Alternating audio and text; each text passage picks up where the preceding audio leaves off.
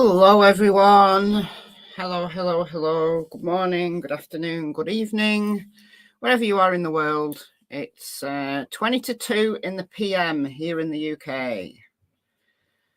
And I've got a trigger warning on this one.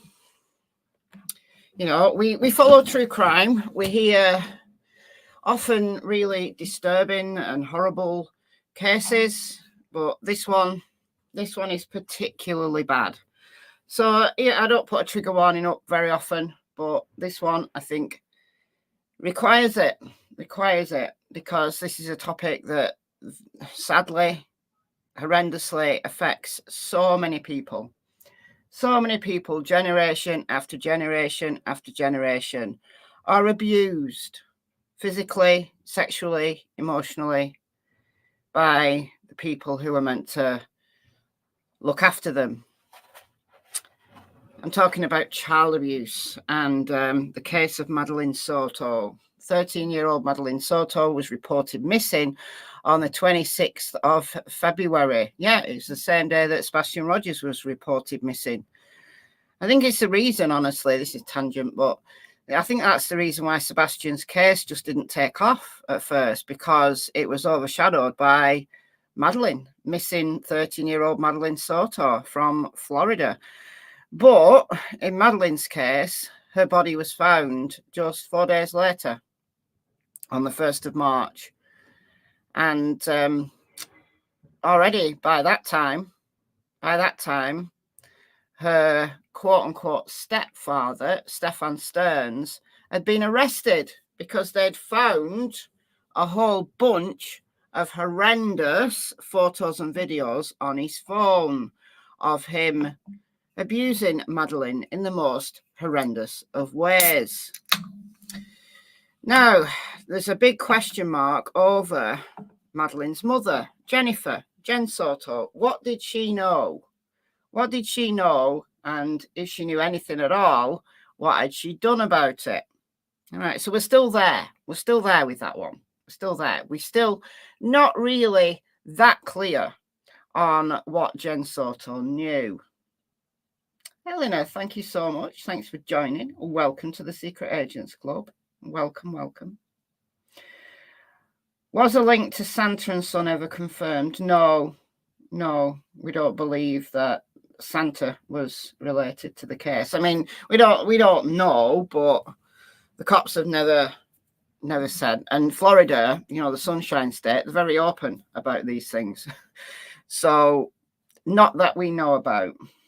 Did you hear a can opening? Yes, you did. I've just opened a new can of Pepsi Max. I've got an old can that I had yesterday in my live stream that I'm going to try and finish because I don't like wasting stuff, but it's very, very flat. So I've just opened a new can. I'm treating myself to a new can. All right.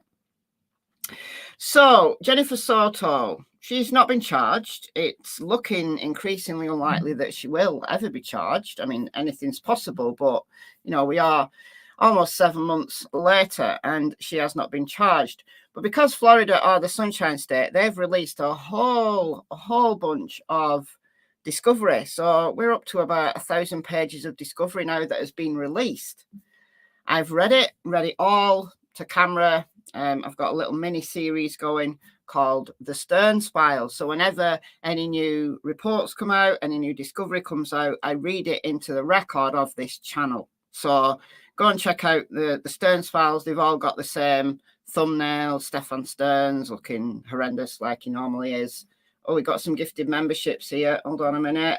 Purple AJ, thank you so much. You are so generous. Unbelievably generous. Let me just see who's got these memberships. We've got Roxanne. Hold on. We got Kayla, Livy, Vintage Twist, Roxanne, Patricia, Scott. Hi, Scott H. Scott H is in the house. Courtney, Sushi, and Dr. James. So welcome you guys. You get a month's free membership. Oh, and Mel as well. Month's free membership courtesy of the truly wonderful, generous Purple AJ. So go and check out the members area. All right, so what did Jenn Soto know? Reading all of the discovery, they've released a lot of reports, you know, the summaries. So Jenn Soto has been interviewed numerous times, many times.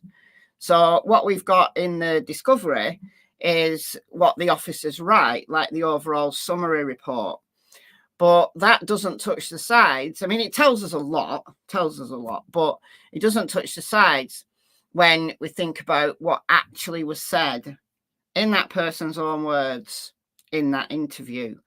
So the docket, and I think there's a few people who've paid for the Jennifer Soto interviews. So they've not kind of been released to the public, but you can purchase them. So I'm playing, and I am only going to play a few minutes of this because the docket has purchased this. So obviously the docket deserves the views. So please do go over and listen to the full interview. The docket's not the only one who's got the full interviews, but I'm playing this from the docket. I'm going to play a few minutes just to get my point across here. So this interview was from the 29th of February. Plunder has it as well. Okay, I think Grey Hughes has it. So the docket, Plunder and Grey. I don't know whether they've like combined forces to purchase them together. I know that the docket and Grey sometimes kind of link up and, you know, pay half each, and then each of them plays it on their channels. Plunder said you can get the audio from her Patreon. Well, you'd have to pay for Patreon. So, yeah, so they combine forces. All right, cool. So I do want to make that very, very clear. And the link to the full interview and the docket's commentary on it is in the description box. I'll also put it in the chat right here. So please do go over and listen to the full interview on the docket's channel or on Grey's channel or wherever you want to go and listen to the full interview. It's heartbreaking, though. It's heartbreaking, though.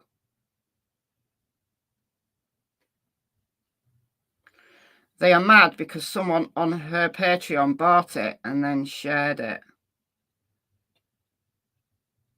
Okay. You don't have to be a Patreon sub.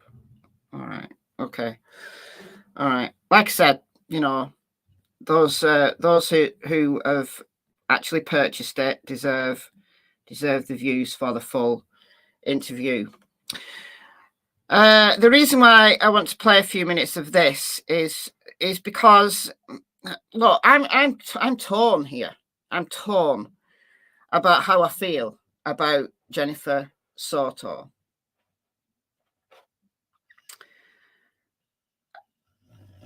On the one hand, from a professional, you know, with my professional head on, people like Jenn Soto really are that gullible. They really are that gullible. There are many, many gullible people in the world who are hoodwinked by pedos, who are very charming.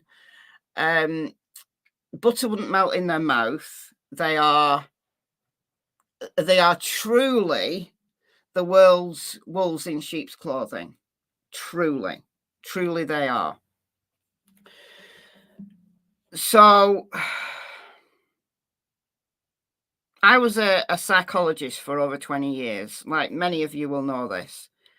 I worked in academia. I was a lecturer, a researcher. I worked with numerous victims groups throughout the 20 plus years. I have a PhD in social and forensic psychology, which I got in 2002. I published over 60 journal articles. I'll show you a few of them, actually, if you want. Hold on. I'll go on Google Scholar. I no longer work as a psychologist. I resigned my last job in 2021. So here we go. So I've just typed in. This is Google Scholar, because I don't have access to university systems anymore because I no longer work at a university. So anybody can get this. Google Scholar. I've just typed in Michelle Lowe trauma. Michelle Lowe is my real name. I use my real name. I don't mind people knowing my real name. Let me just make this a little bit bigger for you. Okay. Just to kind of, I don't know. I'm not on YouTube as a psychologist. I'm not one of the, many YouTube psychologists. I don't talk about psychology unless it's directly relevant to the topic that I'm talking about. So I have made psychology videos on various things like serial killers and mothers who kill their babies and stuff like that. I've done some psychology videos, but I'm not here on YouTube as a psychologist. I'm just someone who expresses their opinion, who discusses stuff, who's an avid true crime viewer, and usually I don't need to put any form of professional head on because I'm just giving my opinion, right? But there are times when I can't help it. There are times when, everything that I learned from over 20 plus years comes to the fore and I can't turn it off. Once you know, you can't unknow. So look, these are just some of the papers that I published here. Post-traumatic growth, students, crime survivors and trauma workers. Trauma characteristics and post-traumatic growth, mediating role of avoidance, coping, intrusive thoughts. Unheard victims, that was about male survivors of sexual abuse. That's post-traumatic growth. So towards the end of my psychological career, I was focusing a lot on post-traumatic growth. So post-traumatic growth is the way that you grow as a result of adversity and trauma. So you can be suffering the most severe PTSD, but alongside that, you can have this. Sometimes it's like a light bulb moment, but other times it kind of comes on slowly, and it's how your mind helps you cope with that trauma. So you could be still in the throes of being terribly depressed, very, very anxious, suffering from PTSD, but yet also in parallel be experiencing a very positive mindset eventually. And we call that post-traumatic growth, growing through adversity. So the last few papers that I published, so I'd say probably in the last 4 years or so of my career, I was writing a lot about post-traumatic growth, meeting a lot of people, talking to a lot of victims groups, etc., etc., etc. Resilience and social support in veterans. We did a study on veterans. That's not mine. That's not mine. That's not mine. Okay, male survivors of sexual assault. This was an assessment of adult survivors, and so they were adult survivors. We got them when they were adults, but they'd been abused as children. And NAPAC is the National Association for, I can't even remember their acronym, but they're a support group who helps adult survivors of child abuse. Men's health across the lifespan, post-traumatic growth in male survivors, scope of male rape. This is going to be so demonetized, this thing. Predictors of engagement in services, UK victims of violent crime. A lot of these are not mine. Just giving you a feel. Repeat victimization, re-traumatization, and victim vulnerability. If you want to read any, that's a really good one. And where you can see the PDF here, if you click on the PDF, you might get the full version. Yeah, there we go.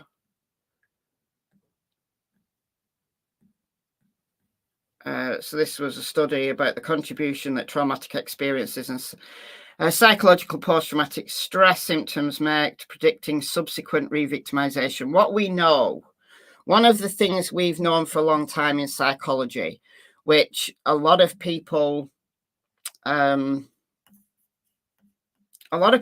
recognize, a lot of professionals don't recognize, A lot of police officers have absolutely no idea about this. Like we did a lot of training for police officers. I did worked for like 2-3 years with Lancashire Constabulary as part of kind of what Lancashire Constabulary wanted to learn, you know, as a force. They wanted to learn about why did so many of the victims that they interviewed, why did they come through their doors again and again and again? They just couldn't understand. They couldn't understand why, you know, they'd deal with one instance and then a few months later it would be the same person who'd been re-victimized again. And a lot of those cases that we studied from the Lancashire Constabulary files were domestic incidents. It was either domestic incidents or hate crimes, so racially motivated hate crimes, which was really big. It's a really big issue certainly in Lancashire. At least it was at the time when I was working there. And but there were others. And what we've known in psychology for a long time, and what people have not wanted to talk about, is that if you were a victim of a crime in your younger life, or you were traumatized by any means, like physically abused by your parents, or something that happened in your younger life, you have an increased risk of future victimization. It's almost like the people who prey on vulnerable people, they latch onto them. It's like they have some kind of radar. They latch onto them. And because of that increased risk, because of that increased vulnerability, those victims fall prey. They fall prey. Now, I'm generalizing, and by no means is this a given. You know, if you were abused as a child, it doesn't mean to say that you're going to have an entire lifetime of misery, because some people somehow, maybe it's personality factors, maybe it's protective factors. Let's say you had a traumatizing event as a child, but you got lots of support and you had all the best things to help you through that trauma. That's protective. That's protective against future risk. So there are some personality factors. Some people are just more resilient than others. Some people deal with adversity differently than others. Some people just seem to be able to, I don't know, just like water off a duck's back. They seem to just get on. It's just the way they are. And then team that with some protective factors, and you have somebody who is at no greater risk. However much trauma they've experienced, they're of no greater risk in their future life. They're not the gullible. They're not the vulnerable. And many of those people go on to actually help victims. And but there is this large group of people who, as trauma as a childhood carries them, follows them through their adult life, they become re-victimized again, and sometimes again and again and again. So this is what this paper was about. We did a lot. Greater number of types of trauma exposure was related to lower emotional stability, higher trauma symptomology and re-victimization. Those victims with childhood traumatic exposure reported more trauma symptomology exposure than those without prior exposure. The implications for law enforcement, victim services are discussed. So yeah, I just wanted to show you that, because I hope it explains how I feel about this case. That with my professional head on, I can see how Jenn Soto could have been preyed upon by Stephan Sterns because she was mentally unstable. She had bipolar, ADHD, PTSD. She had an essay event that she actually talked about in this interview, but I'm not going to. A lot of that was redacted.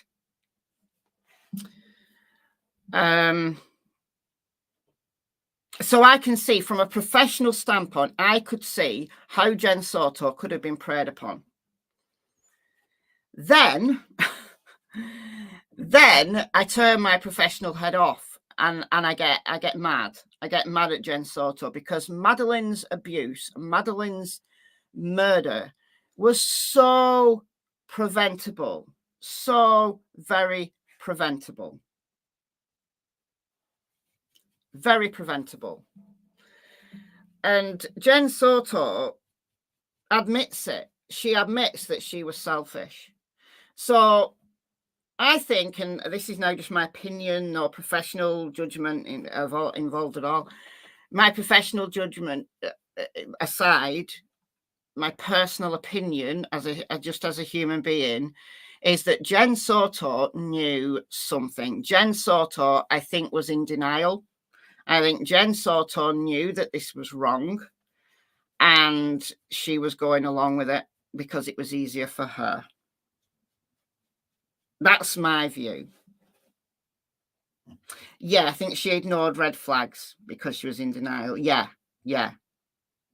That's what the conclusion I've come to. Was she involved in the abuse? There's no evidence for that. There's no evidence that she was involved, like directly involved, like taking part. Even though she said most of the time all three of them slept in the same bed. Ugh. All right. Are we ready? Like I said, this is from the docket. The docket purchased this. So I am only going to play it a few minutes, just the bit that I want to comment on under fair use. But I do want people to go over and give docket the view for the full interview.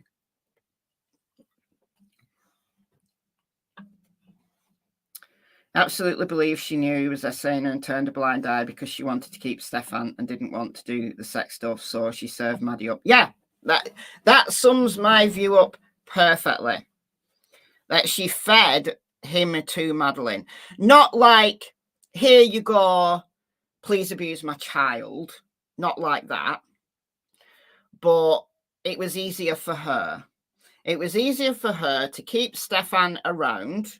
I think she just enjoyed his company. I think he was probably very different than other men that she'd known. Because he had that whiny voice. He was very softly spoken. It was easy for her, I think, to lull herself into a false sense of security because he was very different than other men. And I think because of her own mental stability and because of her own, I think she's very immature in many ways. And so was Stephan Sterns. So I think they probably got on well. A monster in plain sight, a wolf in sheep's clothing. Jealousy. It did sound like she was jealous. And maybe we know that at the end of Madeline's life, Jennifer and Madeline weren't getting on. They weren't getting on. Like Madeline was telling people at school that she was having problems with her mother. Well, they were competing for the same guy. I know this sounds horrendous when you think that actually one of the competitors was a 13-year-old girl, but I think there was jealousy on Jen's part. I think she knew that he was only there for Madeline. You don't think there was jealousy, Paxton? Well, I think there was. Listen to this. All right, so I'm going to play it from the 44-minute mark. So the officer is asking about Jenn and Stephan's relationship. So did they go on date nights and blah, blah, blah, things like that? And she said no. They did things together, which is great, right? You know, Stephan comes along. Jen's a single parent. She's not with Madeline's dad. And she was married for a short period of time. That broke up. She dated a guy who essayed her. And then she met Stephan. So she probably thought all her dreams had come true initially. Because Stephan's there, this softly spoken guy, very, very easily to disarm someone who's untrusting. And he wanted to take on her kid. you know, like Madeline would have been maybe 7 or 8 when they started dating. Maybe younger than that. I think they first met in 2016, so Madeline would only have been a very little girl. We know that the abuse of Madeline was going on from at least 2019. That's the earliest abuse that was found on his phone. But that doesn't mean to say that he wasn't abusing her before that. You know, he's only been charged with what they can prove, and what they can prove from his phone. So the abuse went back to 2019 when Madeline, what would Madeline have been in 2019? Tiny girl. All right. So 9. She's 13 when she died, 2019, 5 years. So she would have been 8 years old. I think Stephan drugged her. I think a lot of what he did to Madeline, thankfully she didn't know about, because he drugged her. Because what the police reports have said, and you can go and listen to me talking about all this in the little mini series, the Sterns Files, she appeared to be asleep. So I think he was giving her drugs. And I think the police also believe that. There was a lot of questions in this interview, and you can see it throughout the police reports, that, you know, they were asking Jenn about Madeline's medications, about her medications. So I think probably Stephan thought he was okay because Madeline was asleep, at least through some of this horror. I think Jenn also was drugged. I think she was over-reliant on her medications. Now, maybe medications that she needed, because she did have bipolar. She did have anxiety. She did have PTSD, allegedly, apparently, according to Jenn, and she was being medicated for those things. So I think, again, that played into Stephan's playbook, that was convenient for him. That was very convenient for him. So we don't know what else Stephan was giving them. Now, of course, Madeline's toxicology report will tell the cops a lot. Not about what he'd been doing in the past, but whether there was any drugs on board when she was murdered. So we don't know what the results of the tox report. We don't know that. That's not been released. So we can only guess. At that. So I'm not going to speculate too much about that, but I believe that that's what Stephan was doing, thinking that he was being kind. You know, maybe some people actually prefer their victim to be asleep. Anyhow, we're starting at the 44-minute mark, and I'm going to play maybe about 5 minutes of this, up to the Woody Allen bit. Maybe it's a bit more than 5 minutes. So once again, the docket, the link to it is in the description box, and full credit to the docket for buying this. All right, let's go. Volume isn't great. I'll put the CCs on, but volume isn't great because this is, you know, a police interview, and they weren't in a police station, I don't think, at this point. But this is from the 29th of February. So at this point, Madeline is still missing. Madeline was found the day after, on the 1st of March. Okay. Here at this lake, Maddie really liked hanging out at this lake and just drawing, sitting. So again, the officer had asked Jenn about what Stephan and her did, like the dates and stuff, and she said they didn't go on many dates because they're both like childlike. They're both like teenager mentality, so they're not really going to go on date nights, are they? But they did things with Madeline, all right, and what Madeline liked to do. So they're talking about, what she's saying here is they like hanging out at the lake near the apartment. Yeah, on one of the benches and drawing. Any other park? No, not really. Now, what if it was just you and him, say going out on a date or wherever? Where would you guys typically go? So, due to money, hardly ever went out on a date.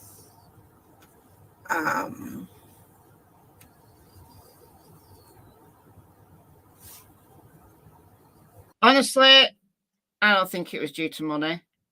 I think it was due to Stephan didn't actually want Jenn. I think Stephan found Jenn and wanted to spend time with Madeline. I don't think he wanted Jenn. And I don't think Jenn wanted him, like for sex. Like she'd said earlier on in this interview, that Stephan needed, let's say, help in that department, like, you know, Viagra and stuff. So I just don't think he was attracted to adult women.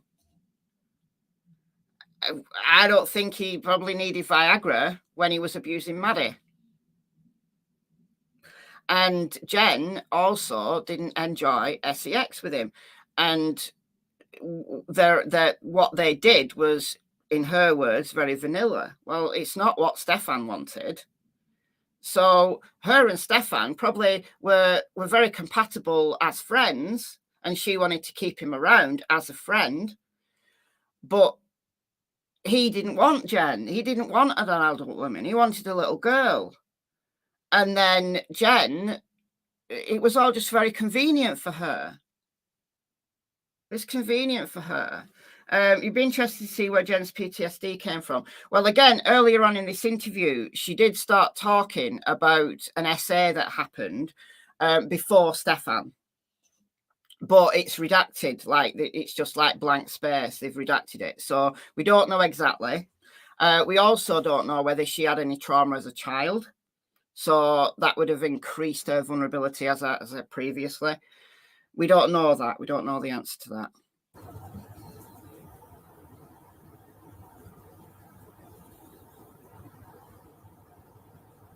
Honestly, we hardly went on dates. There's only one date I can think of that we went on, and that was like years ago at the beginning of our relationship, where we went to Disney Springs. I went to the Edison. I don't think we've had many date nights, just him and me. It's always been the three of us doing something, going to dinner, going to Disney Springs. Mm-hmm. Yeah, so initially, early on in the relationship, I bet she thought that was great, that this man who she got on well with wanted to involve her daughter in all these activities. You know, it would have been perfect. But yet he had found this perfect situation. He'd found this woman who was vulnerable, and he didn't want her. He wanted her child. And I have seen that so many times, you know, working with survivor organizations and the police. You hear that story so many times. It's a very well-trodden path for these pedos. They're very clever. They're very clever, very manipulative. We visit Disney Springs sometimes, often, or not often, but sometimes. We really liked that restaurant, Deluxe Burger. Mm-hmm. Really good. She really enjoyed it there. Now, the dynamic between you three. I know you told me that sometimes you... All right, this starts getting concerning. So again, trigger warning. I know this is a topic that has affected so many people who watch my channel have, you know, commented stuff about their lives, and yeah, I'm so sorry that so many people have suffered in this way. But this was so preventable. This was so preventable. You and her would sleep in the bed. Yeah. Sometimes the three of you would sleep in the bed. And then sometimes you would send him and her to a bedroom so you could get a good night's sleep. Yeah. How long has that been going on? Okay, so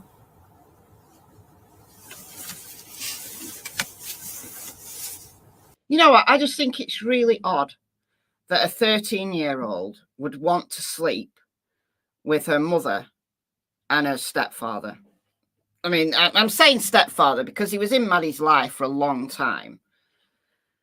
I know him and Jenn weren't married, but in this interview, she actually says that at some point, Madeline had her own room. So it wasn't like Madeline needed to sleep with Jenn. like we've been led to believe. Madeline, in the past, had her own room. She could sleep in her own room. I don't understand why Jenn thought this was acceptable. I think Jenn liked Madeline in her bed. I think she thought it, I think it felt protective for her. I don't know why. I haven't really unpicked all that, but I think that's a possibility. Please hold. I've just got to go and let Cassie out for a wee. She's demanding. So please hold 1 second.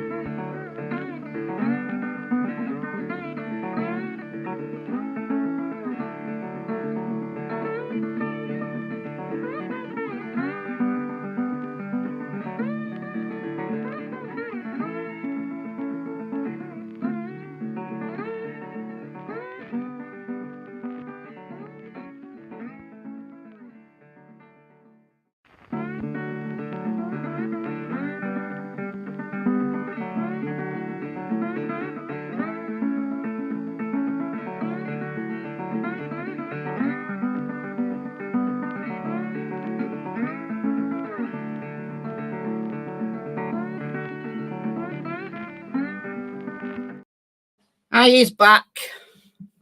When you gotta go, you gotta go. You know what it's like. You know what it's like. Okay. All right.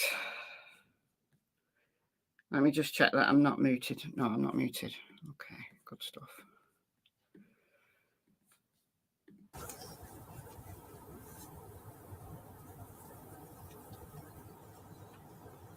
I'm going to say back in June. It was primarily the three of us sleeping in bed together all the time. And why? How did that start? This cop kept so calm. This cop did a great job. This cop has my admiration. This must have been so difficult to hear, given that they'd, at that point, seen those horrendous photos. I think they tried so hard to find stuff on Jenn. You know, she had that interview in April with the Attorney General. She was given quote unquote immunity. Now, I haven't talked about this, I don't think, but it from my understanding of it, she was given immunity for that interview only. This is my understanding of it, that she was going to go in to an interview with the Attorney General and basically tell us all you know. Basically tell us all you know, and we'll overlook anything that might incriminate you. I think they just wanted the whole story. Yeah, isn't the immunity limited? Yes, it was for that interview only. So I think they just wanted Jenn to just open up and just be to be very clear that they had everything that she could offer them. But that doesn't mean that she's immune from prosecution forever. It was the right tactic to get her talking. Absolutely. Absolutely.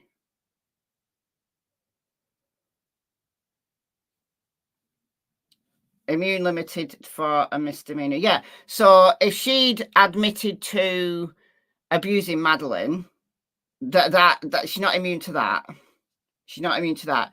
It's just that I think they felt that she may have been holding back some of the details because she was scared that she was going to get done for it. So I think what they said was, look, you just tell us the whole story. We're going to overlook, you know, anything minor. If it's incriminating to you, please don't be afraid to tell us. We're not going to do you for the minor stuff, like things like, you know, potential, what could be called misdemeanor child neglect. But if she'd have just gone in there and admitted that she was involved in the abuse, she's not immune from that. She's not immune from that.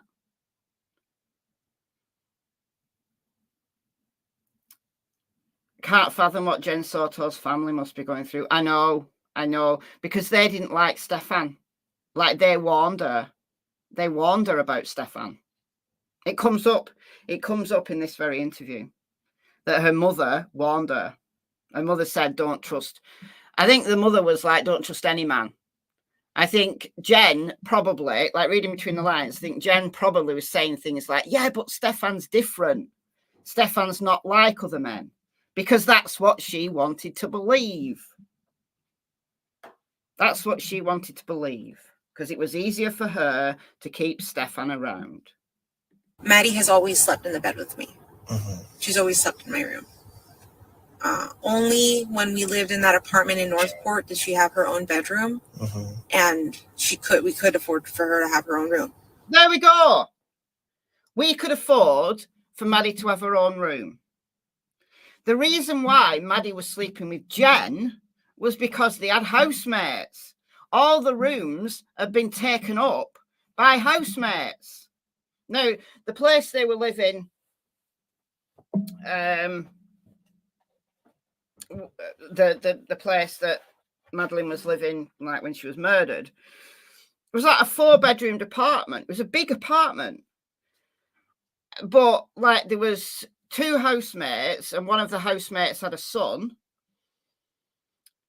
And then there was room 4, which I think technically was Stephan's room.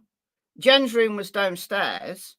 So Maddie, like her bed and her, you know, things, her personal effects were actually in the living room, and they had a screen, you know, a screen across. But that's not privacy for a teenage girl. So it was about money. The reason why Madeline did not have her own room and was sleeping with Jenn was because of money. Now, her dad, Jenn's dad, owned the apartment. So I'm assuming that it was Jenn's dad who was taking the rent for these housemates. I don't know whether Jenn got a cut of it or anything like that. I don't know. I don't know the circumstances there. But that apartment was big. It wasn't a tiny, I mean, it wasn't huge, but there was plenty of space for Madeline to have her own space and her own room. And I think that Madeline was coerced, not in a nasty way, but I think it was normalised for Maddie to sleep with Jenn, once again, because it was easier for everybody. He made Jenn pay rent. All right, cool. So Jenn's dad was getting a lot of rent then. So rent from Jenn, rent from Stephan, that Stephan's dad was paying when he was living there. And then you've got 2 housemates, each paying however many, $100 a month. So Jenn's dad was taking in the coin there. Well, his own granddaughter didn't have her own bedroom. But Jenn said here, when they lived in the apartment at Northport, they could afford for Madeline to have her own room. So I don't think it was because Madeline was anxious. I don't think it was because Madeline had a problem sleeping on her own. And even if she did have a problem sleeping on her own, by the age of 13, I would expect that problem to have been addressed. Because teens need their own space. They need to grow up. They need to be able to own their space. I feel very strongly about that.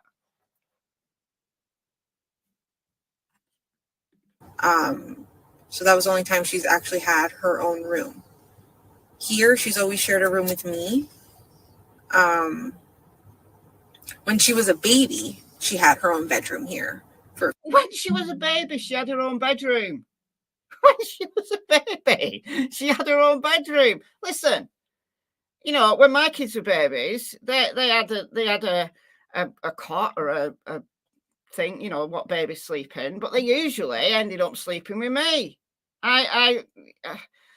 Baby, like co-sleeping, I think, yes, there are some risks you have to take, some precautions, but I think co-sleeping is very healthy, actually, for babies. But as they grew, they wanted their own space. So, look, Madeline had a history of sleeping in her own room. There was no need for her to have this weird sleeping with Jenn and Stephan. There was no need for that. This was so preventable. So preventable. Lana, thank you for the $4.99. Thank you so much. The wheels of justice roll slowly. Stephan's case is number one priority. I pray after Stephan's trial, Jenn will be charged. I hope so.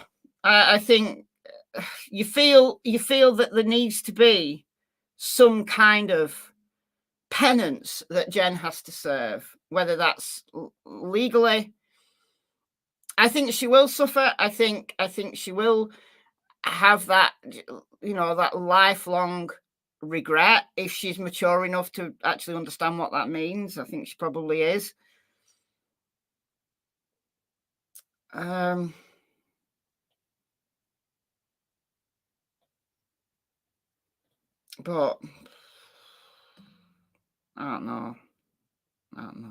For a few years, but once she got older and we started having roommates and all that stuff, she started just staying with me in my bedroom. There you go. It was all about the dollar. It was all about giving the rooms away to roommates. Not about Madeline was anxious that she needed to sleep with somebody. That's nonsense. Not that that necessarily would have stopped Stephan. Let's be very clear. Let's be very clear here. I think actually the fact that Stephan, Jenn, and Maddie slept in the same bed, and presumably nothing happened between Maddie and Stephan when Maddie and him were sleeping with Jenn. I sincerely hope not, anyway. And if she ever admitted anything like that, then she has to be charged. She has to be charged. Totally has to be charged. But I think that could have lulled her, assuming that nothing happened in that bed when three of them were sleeping together. I think that was one of the things that lulled Jenn into a false sense of security. That Stephan, like, saw Maddie as his daughter. There was nothing, you know, sexual in his mind. And she could lull herself into that false sense of security. And I think Stephan did it because he wanted to be close to Maddie, but also it benefited him to have Jenn as this really gullible bedfellow.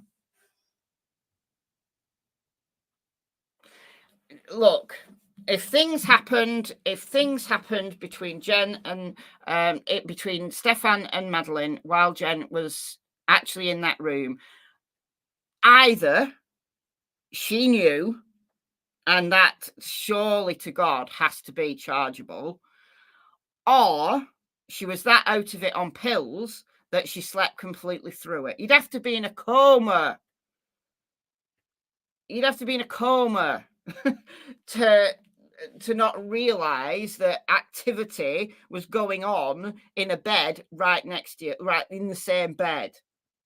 I mean, I'm a deep sleeper, but I think probably that would wake me up. Maybe, possibly.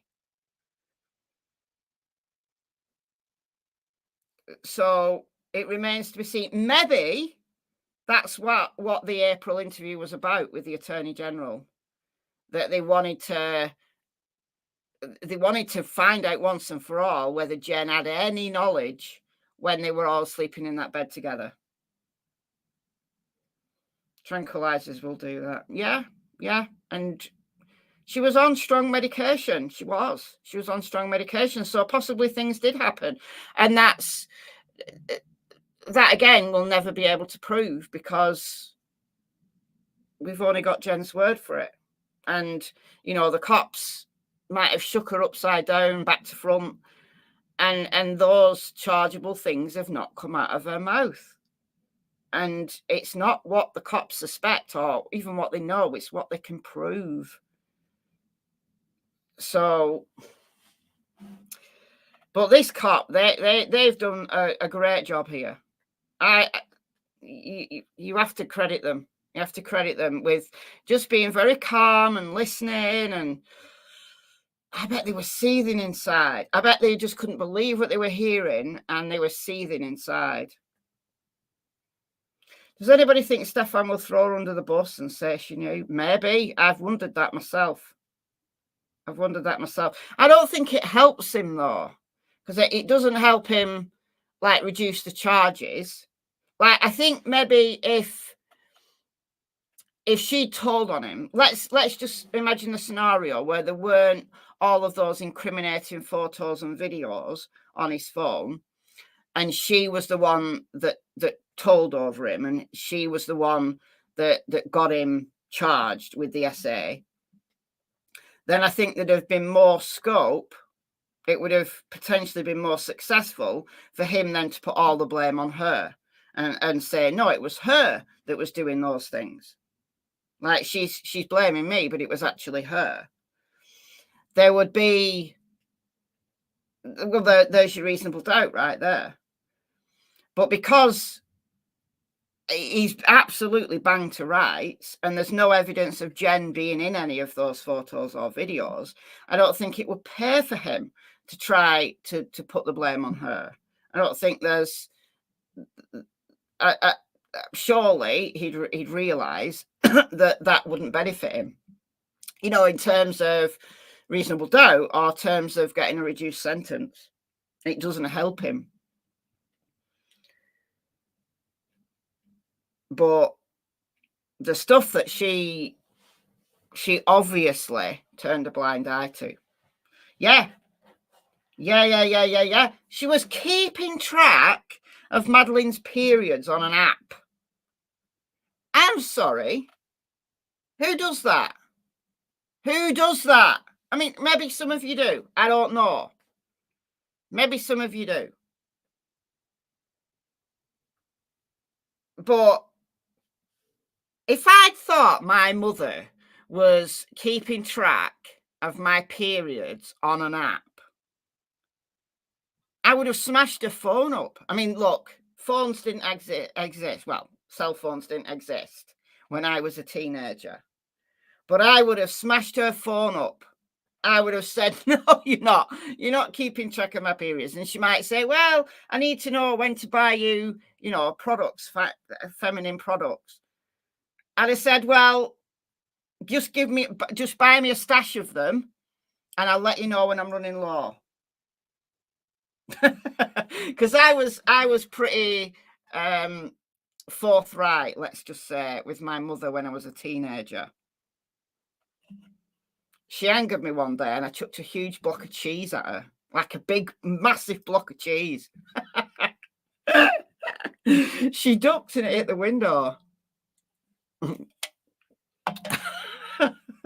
I can't remember what she'd done. But yeah, I just think it's weird. Why was she keeping a track of her daughter's periods?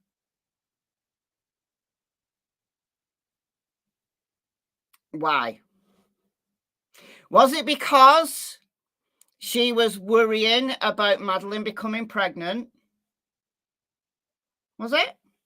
I'm only suggesting. I'm only speculating. Why would she need to keep a track of her 13-year-old daughter's periods if she wasn't concerned in some way about Madeline's reproductive status, let's just say. Now, if Madeline had a boyfriend and, you know, Jenn knew that she was active with a boyfriend, you know, of a similar age, wouldn't you want to try and step in and do something about that? I think that's weird. I think that's weird. I just think that's weird that Jenn knew that Madeline had missed a period in February.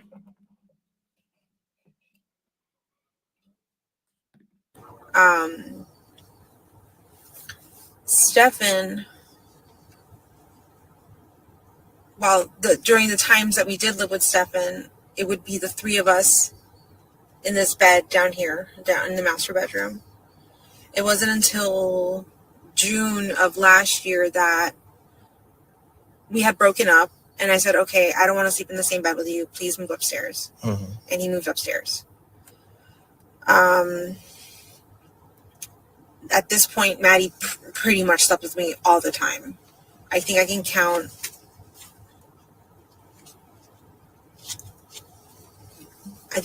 maybe on one hand how many times she's gone upstairs to sleep with him alone, because I wasn't comfortable with it. Wait for this. So she wasn't comfortable with it. I was like, no, this it doesn't look right. Like, it just doesn't seem right. Like, I'm not comfortable with it. Maddie, you got to sleep with me. There you go. She wasn't comfortable with it, yet she allowed it. Why? She knew it was wrong, because it was wrong for a little girl to be sleeping with a grown man, like sending them upstairs to sleep together. Now, again, possibly, given Jenn as much grace as I can possibly muster here, possibly Jenn had been lulled into a false sense of security, thinking, well, Stephan and Maddie have slept in the same bed with me and nothing's happened. Therefore, you know, Stephan just sees her as his daughter and there's nothing between them. But then, in a few minutes' time, you'll hear her slipping a bit, shall we say. And I've told them that. But there were times that they'd beg for sleepovers, like, please, we just want to stay up late watching movies. And they've begged for sleepovers.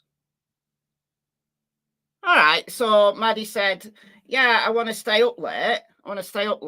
And Stephan said, oh, please, Jenn, can we have a sleepover? Can me and Maddie have a sleepover? How old was he? It's not like two 13-year-old girls wanting to stay up late watching movies with the popcorn, having a sleepover.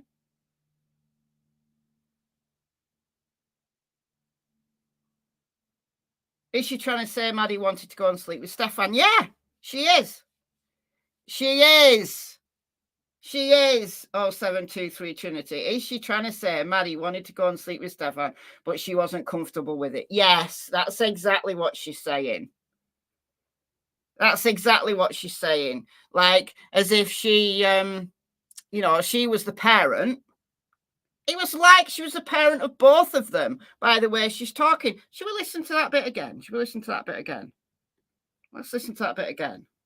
Here for a few years. But once she got older and we started having roommates and all that stuff, she started... Sorry, I've gone too far back, but it's in a minute. Just staying with me in my bedroom. Stephan, well, during the times that we did live with Stephan, it would be the three of us in this bed down here, down in the master bedroom. It wasn't until June of last year that we had broken up, and I said, okay, I don't want to sleep in the same bed with you. Please move upstairs. Mm-hmm. And he moved upstairs. At this point, Maddie pretty much slept with me all the time. I think I can count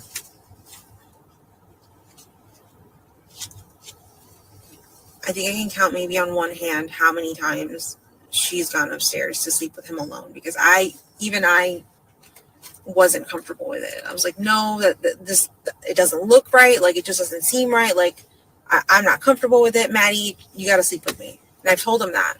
But there were times that they'd beg for sleepovers. Like, please, we just want to stay up late watching movies. And I would be too tired to stay up late. So I would say, fine, go ahead and do it. But just this once, like. Just this once. Just this once.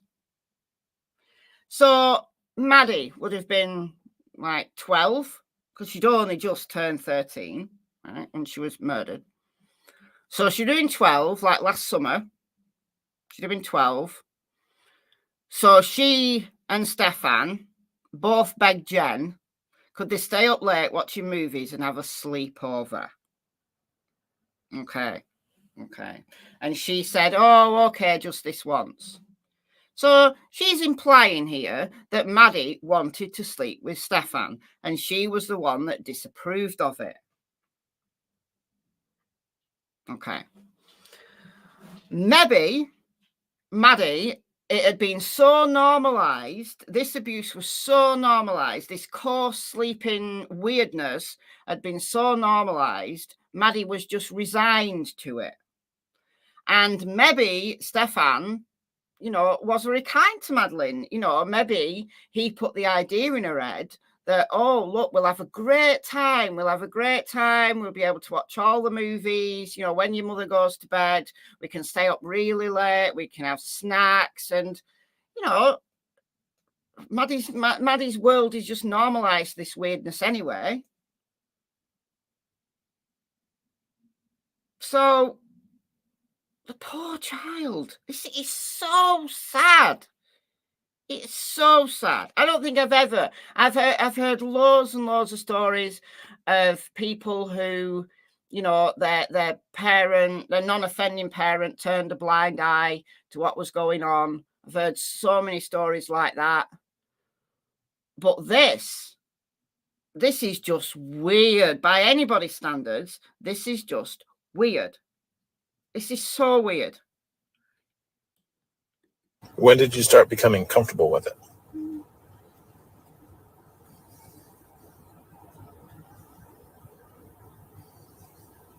I don't know if I was ever comfortable with it. Never comfortable with it. Never comfortable with it.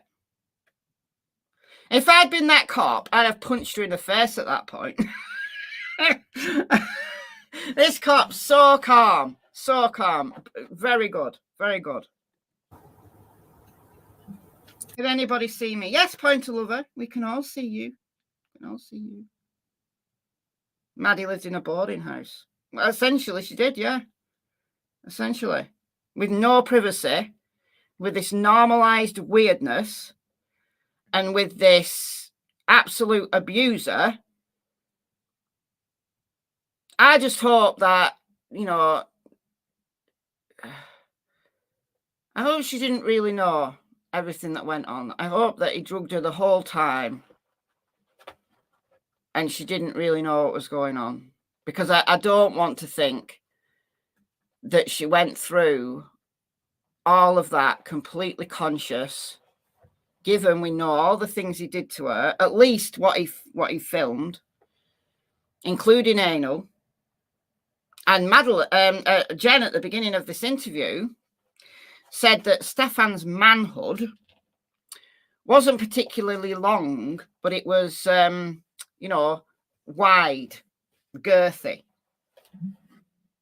He was doing that to an 8-year-old child.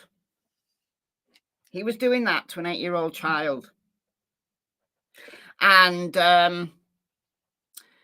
Madeline was taking Miralax, which is a laxative, because she was so constipated. And, sometimes there was blood. There was blood down there. And yet Jenn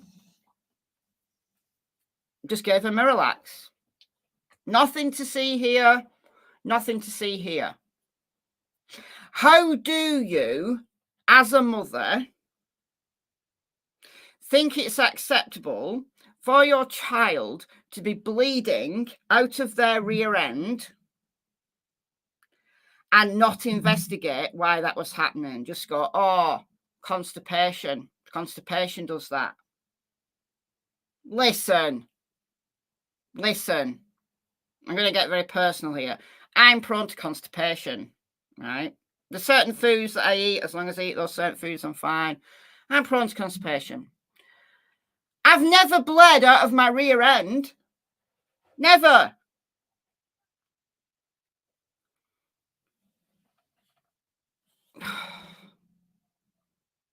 And if she'd take Madeline to a doctor with those symptoms, why was that doctor not investigating the possibility of abuse in that household? It's an open question. But you told them to go Sunday night to go sleep together. I did. That was a selfish move on my part because I wanted a good night's sleep. I didn't want her kicking me or rolling onto me or waking me up. She's so blasé about it. Oh, that was a selfish move on my part. I didn't want her kicking me or waking me up. Selfish mood on my part. Okay. Red colon cancer. So yeah. Yeah, my grandmother had colon cancer. She actually died. Well, it was the liver cancer. So the colon cancer she seemed to have had for many years with only very minor symptoms, so it just wasn't picked up. But it had what's the word? Metastasized, and it had gone to her liver. It was actually the liver that killed her. When she cried, oh yeah, she cries in a minute. She cries in a minute. So it's oh. Or to hear her alarm so that it woke me up. I wanted to keep sleeping until I needed to sleep because I just... How does this cop not just punch her in the face at this point? had not, with my training schedule, I have not had a good night's sleep. My medication was out of whack. I was feeling funny and not like myself. And I knew that I needed another night's sleep and my medication in my body like ASAP. So I needed to go to bed. All right. So she needed to have a good night's sleep. Okay, cool. Why did she not just send Stephan home and say, I need a good night's sleep. Stephan, you go home, back to your parents, and have a good night's sleep, and then get up in the morning, refreshed, take Madeline to school, and actually be a mother. How about that? So I wasn't even comfortable sending her that night, but I just did it for my own selfish reasons. Okay. Did you know? So it's redacted here. The voice you hear now is the docket. Redacted. Thank you, everybody, so much for this memberships, gift memberships. He's never said anything to you or anything about it. If anything, I've always told him that my biggest fear is that this would turn into a Woody Allen situation where the stepdaughter Wait for this. Woody Allen situation. Wait for this. If you were mad before, listen to this. Dad grooms the child and the child turns 18. Okay, now it kind of got ahead of me. Listen to this. I've always told him that my biggest fear is that this would turn into a Woody Allen situation where I've always told him. Listen to it again. I've always told him. We gotta analyze this word for word. So where are we at here? 49. Let's go there. I wasn't even comfortable sending her that night, but I just did it for my own selfish reasons. Okay. Did you know? So redacted. Redacted. I'd like to know what that cop said. Did you know? Did you know he was abusing her? Did you know what? What was it? But it's redacted, so unfortunately. Redacted. Thank you, everybody, so much for this memberships, gift memberships. He's never said anything to you or anything about it. He's never said anything to you about it. So I don't know what that redaction was, but could it be, did you know he was doing stuff? I don't know. If anything, I've always told him that my biggest fear is that I've always told him that my biggest fear is, so presumably she means Stephan. Presumably she's talking about Stephan. this would turn into a Woody Allen situation where the stepdaughter or the dad grooms the child and the child then turns 18. Okay, now it kind of... Yeah, boom, boom. This is a big slip, but is this enough to charge her? No. I mean, is it enough to charge her? Well, they haven't charged her, so I can understand why they did that interview with the Attorney General and offered her at least some level of limited immunity. Because they surely, you know, when the cops will have been meeting, there'll have been meetings with prosecutors, and they'd have been listening, like we are right now, they'd have been listening word for word, taking it word by word with the prosecutors, saying, come on, this woman, come on, what can we do her for? They'll have turned her interviews upside down, back to front. Believe me when I tell you that once cops get a bone, right, they will not let it go. Believe me. Yeah, there's a lot of rubbish cops out there, but there's some really good ones. And maybe, you know, the prosecutors said, look, let's offer her immunity. Let's offer her a limited, one interview only level of immunity, and let's see whether she'll tell us anything else. But she look, even if it was something that she just continually pushed to the back of her mind, I think she knew that this relationship between Stephan and Maddie, or the infatuation that Stephan had for Maddie, was wrong. And I think when she says that she did this for her own selfish reasons, I don't think she was just talking about one night.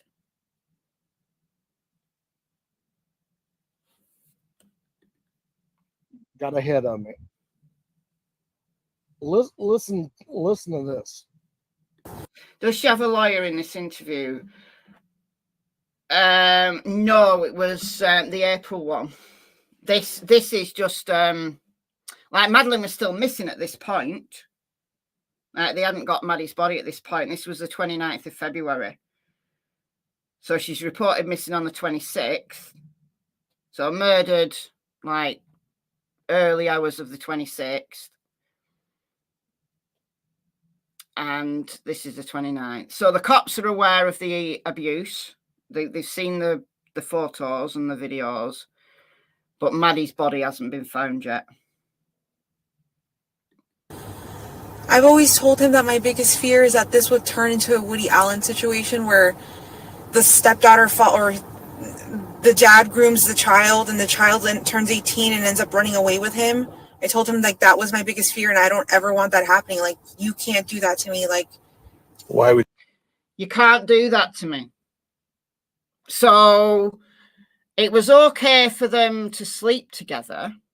It was okay for them. It was okay for him to have this infatuation as long as Stephan stayed with her. As long as Stephan stayed with her, because I believe she liked his company. She felt he was a friend. He probably was, like, you know, unlike many other guys that she'd ever seen. And deep down, she knew that he was infatuated with Madeline, but as long as it didn't become like excluding her, as long as it was one night only, as long as it was only when she said that they could sleep together, as long as she had the control, and as long as this wasn't going to turn into like a legitimate relationship, once Maddie turned 18, she didn't want that happening. Well, I don't think there was any danger of that, because by the time Madeline was 18, she'd probably have been too old for Stephan anyway. So this is why I believe that she was jealous of Madeline. She was. And I think that Madeline and Jenn weren't getting on because there was this underlying jealousy by Jenn, because Stephan was infatuated with Madeline and not her, even though she didn't want to have sex with him anyway. So it was convenient for her to keep Madeline there with him so that she could stay like in company with Stephan. But she didn't want them to go off together. She wanted it to be on her terms. Wow. So I think she was jealous, and I think Madeline, I don't think she was like a caring mother. I think Madeline was struggling with many things. And I think that's why Madeline, it was easy for Madeline to tell about the problems she was having with her mother. If only she'd just gone that bit further. If only. This was so preventable, so preventable.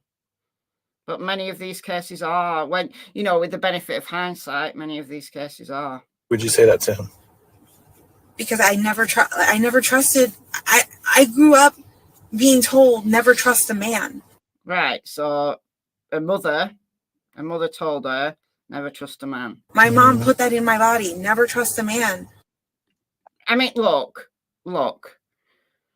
I'm not saying that never trust a man. I'm not saying that at all. What I am saying, though, is that when you get an uncomfortable feeling about a situation, trust your instincts. But it was way more convenient for her to just push it all to the back of her mind. How about that? I know I called it the Woody Allen effect on the thumbnail, but she calls it the Woody Allen situation. How about that? How about that? I'm absolutely right. I totally agree with the docket here. How about that? She had terrible instincts. I think we all have instincts. She knew she felt uncomfortable, but it was just convenient, and she was selfish. And she was jealous. I truly believe after that, I think she was jealous. She was jealous of how infatuated Madeline, was this fascination for Stephan. Stephan, Madeline was the center of Stephan's world. She had no real maternal instincts. No.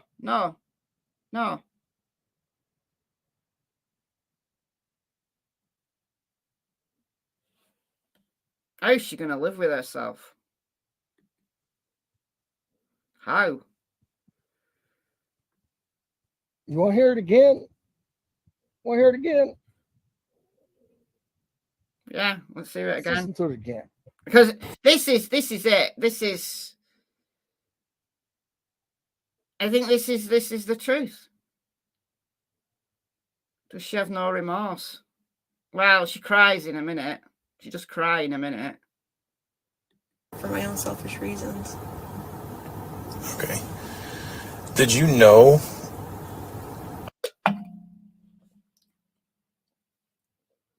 Don't hear any remorse in her voice. No, she's just very calm, very flat.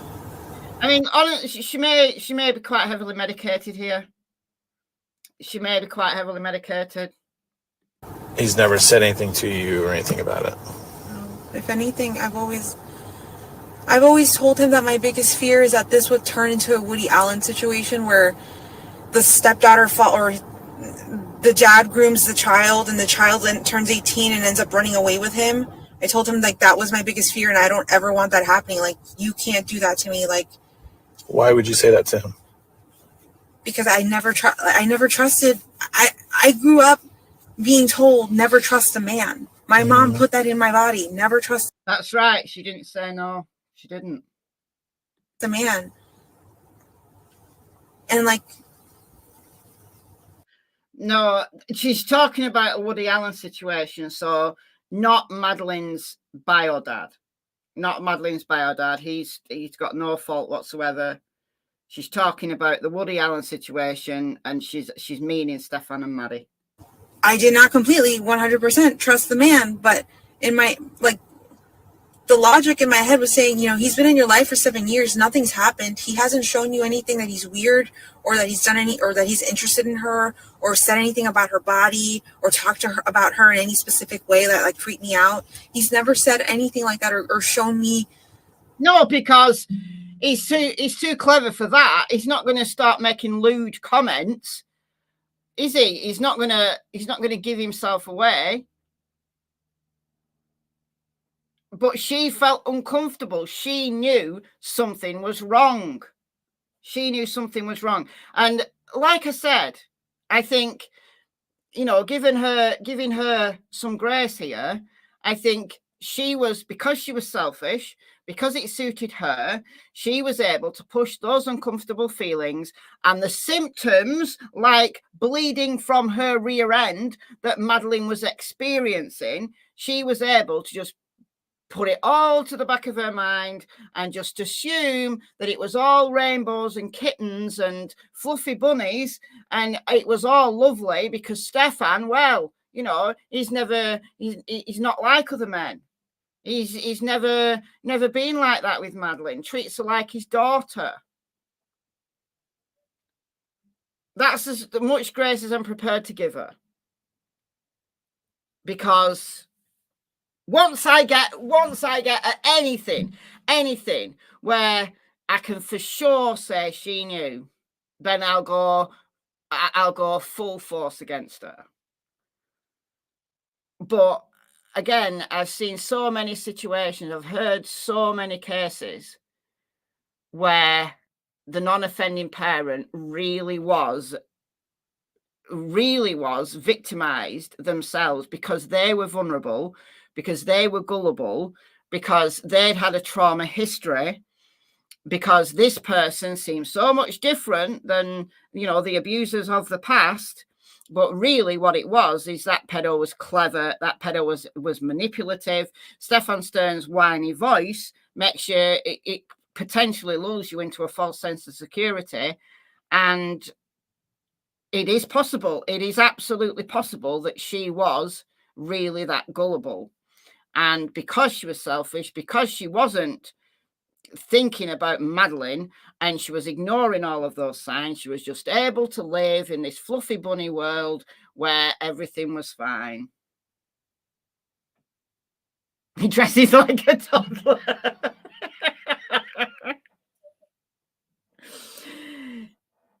He's a middle-aged man trying to dress cool like a teenager. He's got the mind of a 14-year-old. And so does she. I think they probably got on really well together because neither of them has any real maturity. They got on well as friends.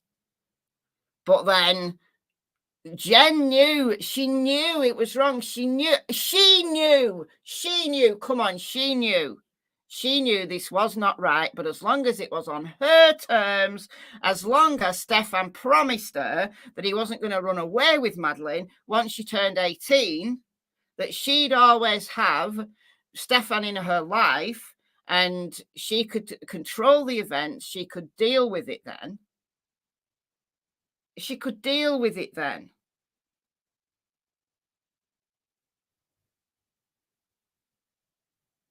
14-year-olds know not to abuse children.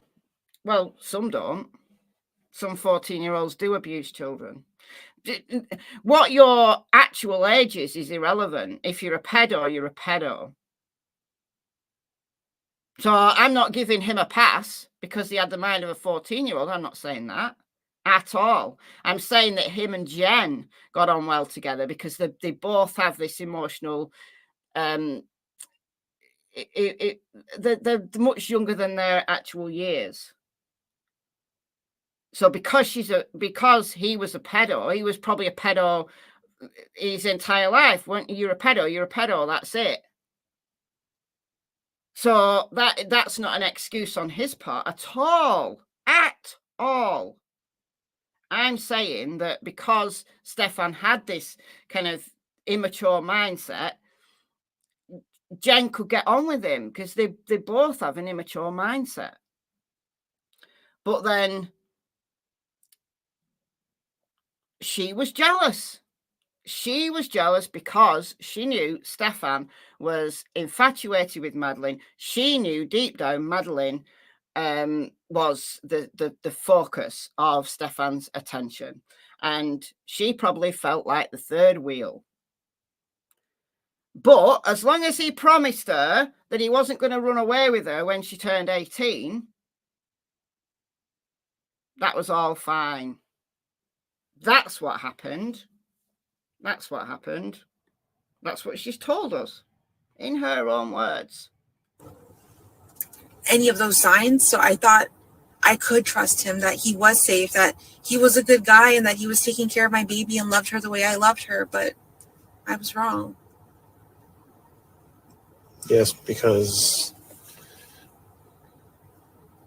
you may think he was whatever. I know.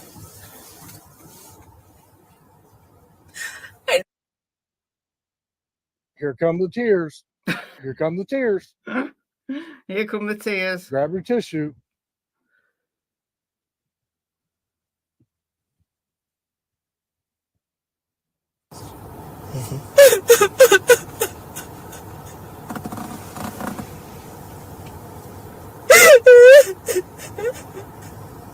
Is it? Do we think those tears are genuine? She's so compartmentalized. Yes, yes. That's a good word for it.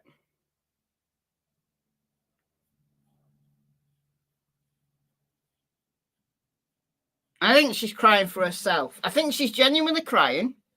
But I think she's crying for herself because she's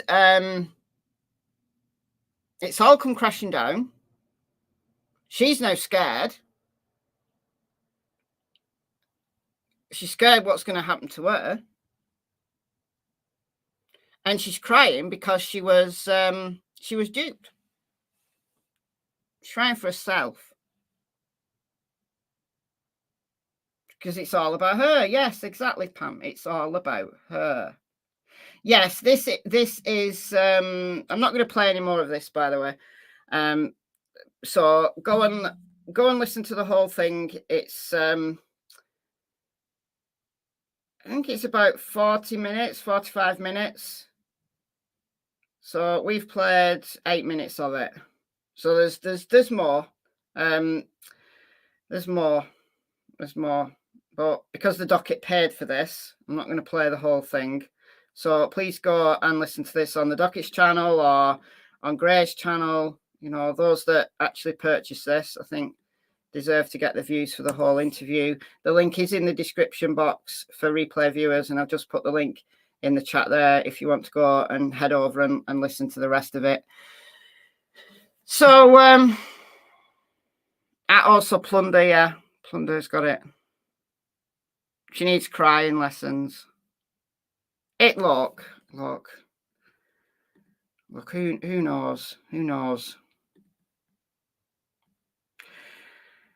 I think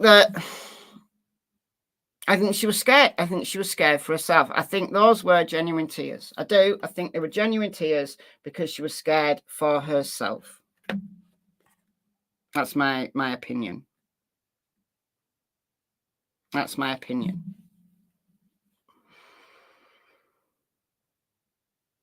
So I don't think that she was involved in. This is just my opinion, and I'm prepared to. I've no horse in this race. I've no skin in the game at all. This is just saying it as I see it at this moment in time. We've not got all the information. There have been a lot of redactions, so we don't know the full scope of what she told the cops. We don't know everything yet. We have to wait for Stephan's trial for that, or we'd have to wait for Jenn to be charged with something. So I'm saying this based on the information that I've got to hand right now. So I don't think Jenn was directly involved in the abuse. I don't think she was abusing Madeline along with Stephan. I don't think she was like a Rose West, that kind of character. I don't think she was directly involved. She wasn't a Myra Hindley or a Rose West or anything like that. However, I think she is blameworthy. I think everything that Stephan did to Madeline, she could have stopped.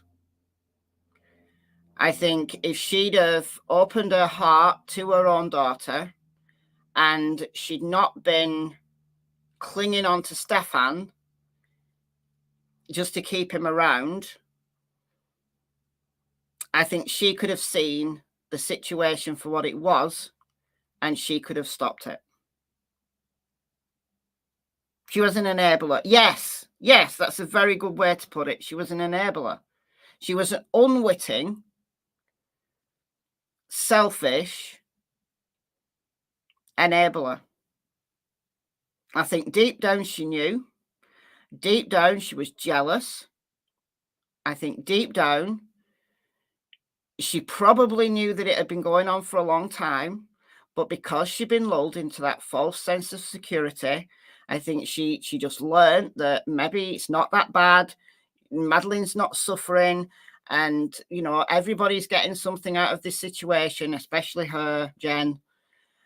And as long as Stephan could reassure her that he wasn't going to run off with Madeline and that Jenn wasn't going to be left in the cold on her own, as long as she could control the events, as long as she knew that, Stephan would always stay with her, she threw her daughter to him. She threw her daughter to the wolf. That's just my opinion as it stands right now.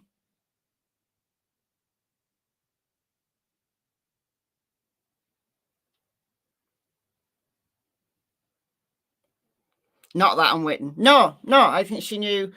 I think she was unwitting in that she was able to put it all to the back of her mind.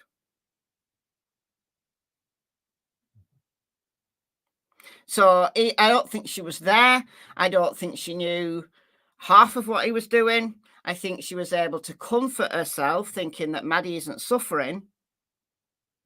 I think she probably knew that Madeline was taking too much medication. She actually admitted that she knew that sometimes Madeline took double doses. She admitted that in that interview. Go and listen to it. She admitted that. She knew that sometimes Madeline had taken her medication and then Stephan gave her another dose. She admitted that. She knew that Madeline was being double dosed on things that would make her sleep. So I think she was able to think Madeline isn't suffering.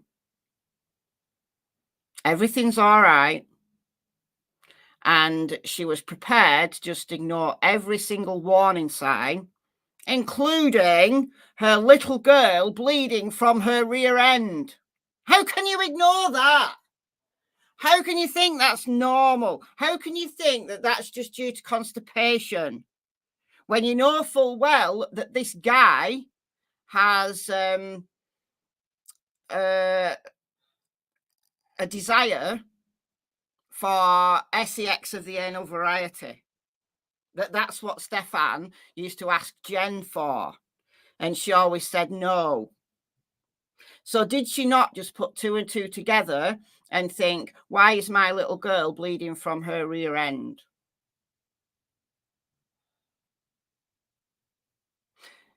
So she was very, very good at putting all of those warning signs to the back of her mind because she needed to keep Stephan around. She had to know. She had to know that things were wrong. She had to know. That said, I don't believe she was actually in the room when things were going on. Actually, in a previous interview, I talked about this. She'd said that she didn't think the SEX was evil. She thought that the murder was evil, but she didn't believe the SEX was evil. So that leads me to believe that she was minimizing it. She was thinking, Madeline isn't suffering. Madeline is, a happy child. Madeline enjoys Stephan's company. And I'm jealous. She was able to consciously acknowledge that she was jealous.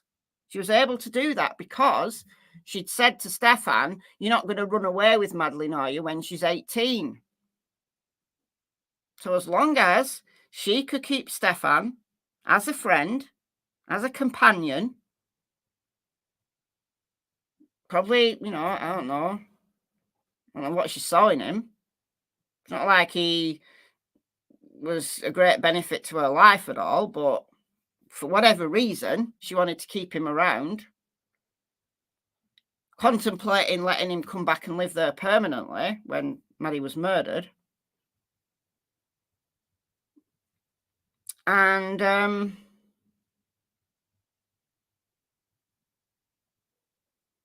that's how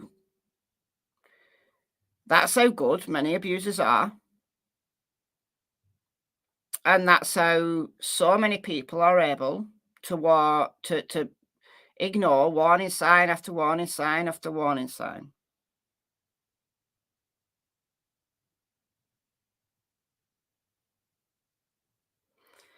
Yeah, if Madeline was pregnant,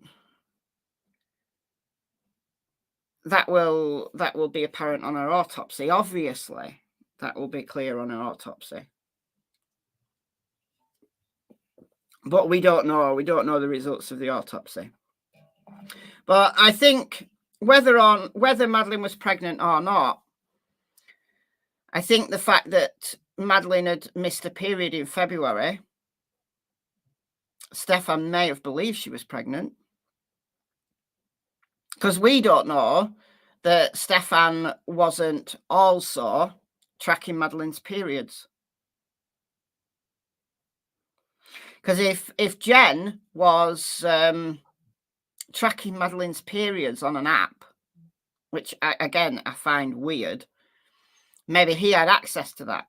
Whether Jenn knew that he had access to it or not, I don't know. But maybe they talked about it. Maybe Jenn told Stephan that Madeline had missed her period. Maybe, speculation alert, Jenn was tracking Madeline's periods for Stephan. That's a possibility.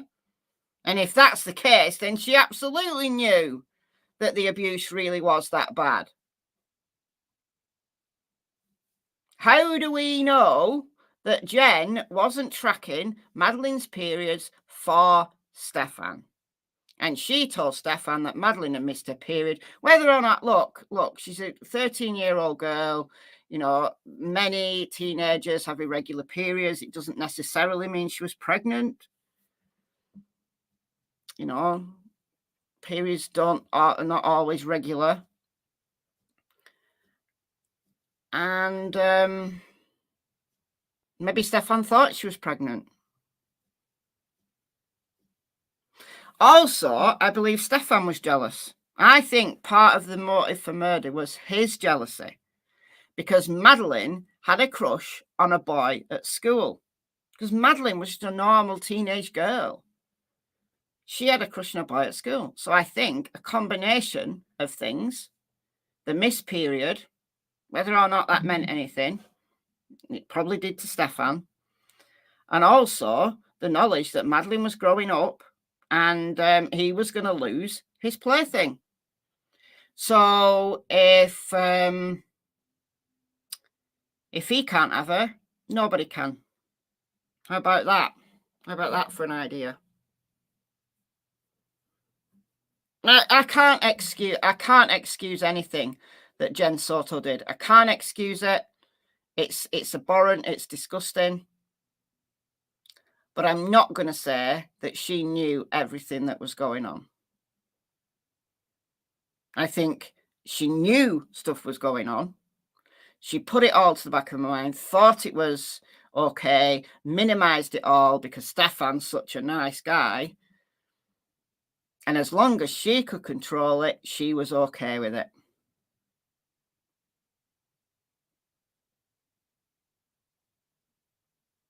But just because she wasn't actually in the room doesn't mean to say that she didn't know anything.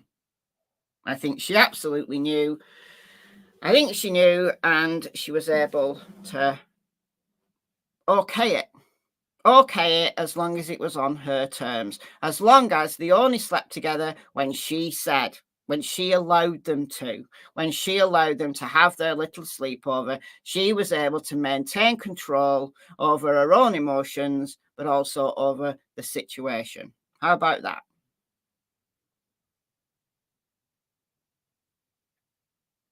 She wanted to track her in numerous ways, hence no bedroom. Good point. Madeline had absolutely no privacy. I'm not surprised that she told one of her friends that she wanted to go and live in the woods. Who wouldn't want to go and live in the woods with a home life like that?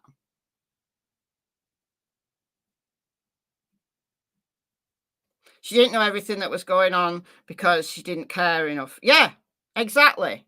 She didn't pry. She didn't investigate because it was comfortable for her, because she was getting what she wanted. It was comfortable for her.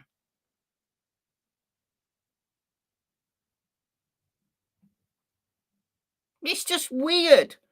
It's so weird. She absolutely knew, enabled it, condoned it. She's gross, criminal, and she should be arrested. I don't disagree with you. Trinity. I think she did know what was going on. Just because she wasn't in the room, I don't think she was in the room. I don't think she actually took part. I don't think she egged him on in that way. I don't think she was there. But she was the enabler. She allowed it. She knew that when they were sleeping together, that she was uncomfortable with it. She didn't trust him. She knew things were going on.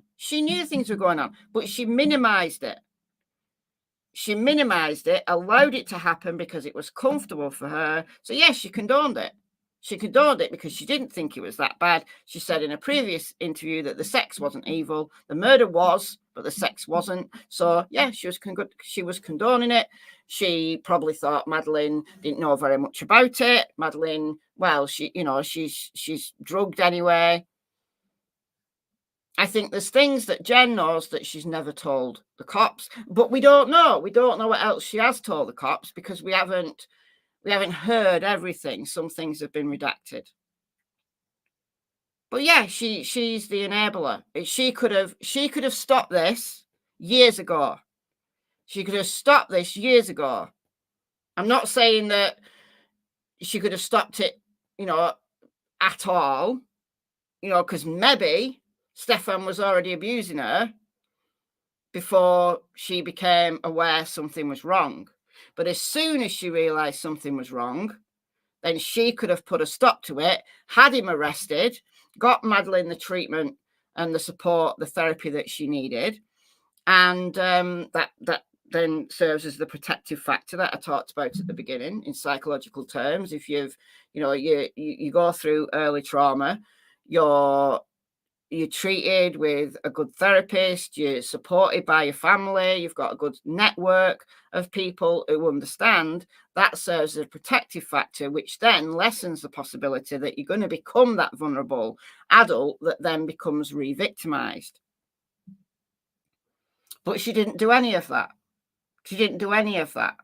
Even when her daughter was bleeding from her rear end, she still did nothing about it. Because it was comfortable for her. She was in control of it. But I don't know how that equates to the legality of it. Surely, you kind of think, surely there's some form of, I don't know, child neglect charge, something. There's got to be something. And I think that's why they've interviewed her. They've had the prosecutors on it. But she's the small fish. They've got the big fish. But you just feel that surely there's got to be an answer to this. There's got to be something legally they could do. But if there is,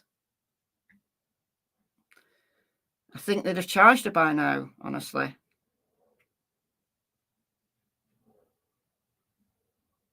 In that immunity interview, she's still lying. Yeah, maybe. Maybe.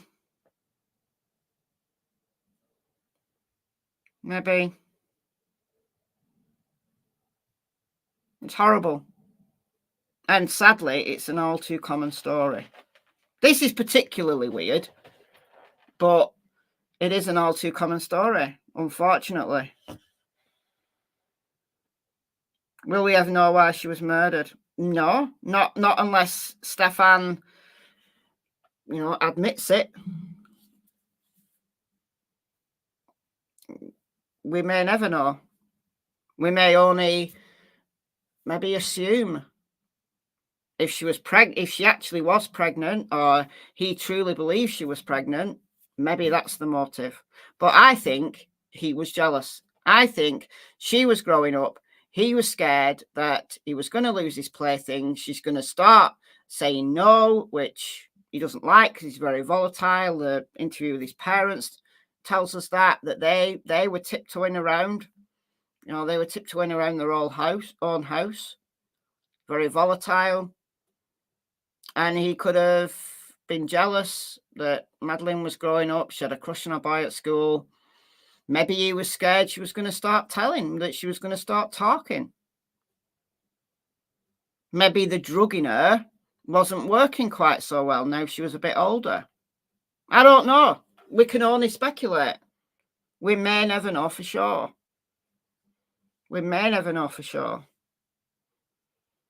But one thing that we do know, this was absolutely preventable. Because if Jenn had not minimized the warning signs and had acted upon her uncomfortableness and actually, thought about it and put her daughter first rather than her needs first, then Stephan could have been arrested. He could have been found out a long time ago. The degree of abuse might not have escalated to the way it did. And importantly, Madeline could have had treatment. She could have had therapy. She could have had support. She could have gone on to have led a nice life. Instead, she was murdered and discarded. Madeline would still be alive if Jenn had acted. For that reason, surely she will always blame herself. I hope she does experience remorse. I hope she's not a psychopath that's just able to just shut all her emotions off. I don't know. I don't know that well to be able to say that.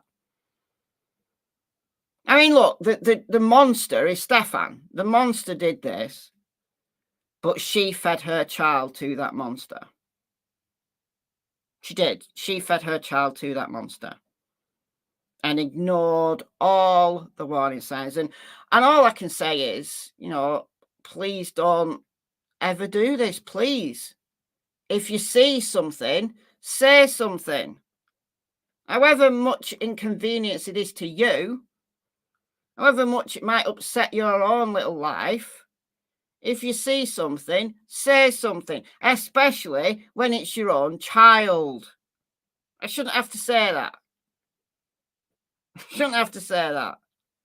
But unfortunately, I know all too well, so many cases where the non-offending parent is you just think, where were you? Where was your mind at? Where was your mind at?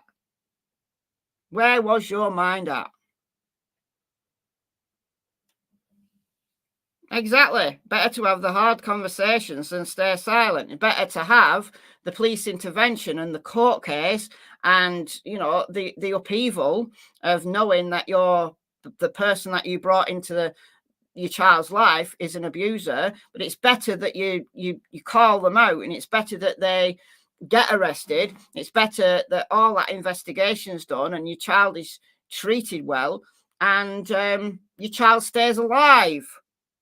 More important than anything, it doesn't escalate to the point where the abuser actually murders your child. Yeah, fed to a monster. Absolutely. Fed to a monster. And this is Jen, who said, oh, I was taught not to trust men. I never trust a man. But because it was convenient for her, because she was selfish, all of those things that I've already said, she ignored everything. She ignored everything. All right, guys, I'm going to go. Disgusting. Absolutely disgusting. I know this case is... it's awful. Absolutely awful. There's no words to describe how bad this situation is. But just let it be a warning to everybody. Warning to everybody. All right, guys. Thank you so much for joining me. Thank you to the docket for purchasing the interview and Plunder and Grey. Please do go and listen to the full interview on one of those channels, whatever you prefer. Link to the docket is in the description box. Very enlightening. It's, you know, we'd seen the summary report from the police officers who'd done that interview, but until you actually hear it, you actually hear the person's own words, you don't fully recognize everything, like the nuance, the detail. But anyway, thank you for joining me. Thanks, mods, as always. And thanks to those that donated early on in the live stream. Welcome to the new members. Enjoy the rest of your day. I'll see you soon. Bye, guys.